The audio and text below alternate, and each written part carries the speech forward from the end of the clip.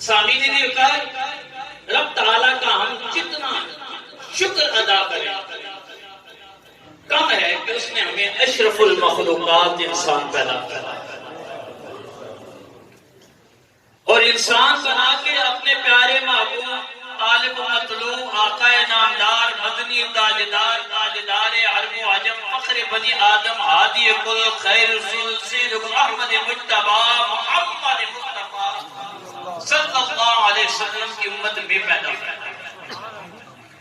ہمیں ایک کامل مکمل دین اسلام نصیب فرمایا ہماری ہدایت و رہنمائی کے لیے کتاب لا ریب اکمل کتاب قرآن مجید فرقان حمید کو مشغل راہ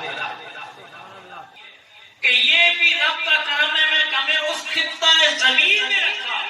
جو کسی دین مصطفیٰ پر پہرا دے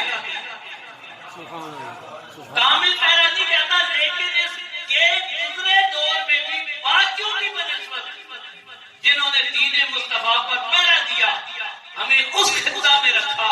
یہ بھی اللہ تعالیٰ کا ہم پر کرم و فضل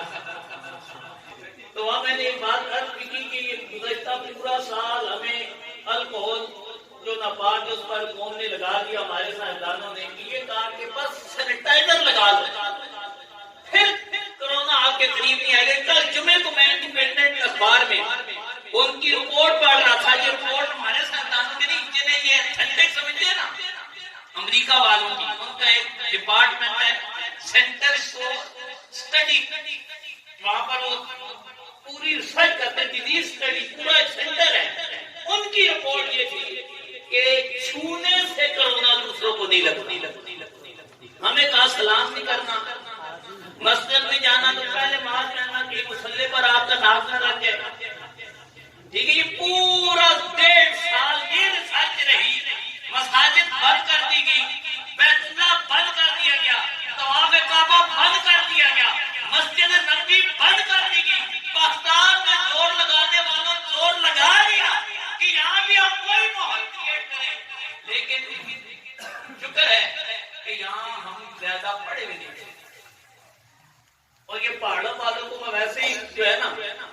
مبارکباد پیش کرتا ہوں تحسین دے دیتا ہوں آپ پہاڑوں پر رہ گئے کیونکہ اقبال نے کہا تھا فطرت کے مقاصد کی کرتا ہے نگہبانی بندہ ہے صحرائی یا مرد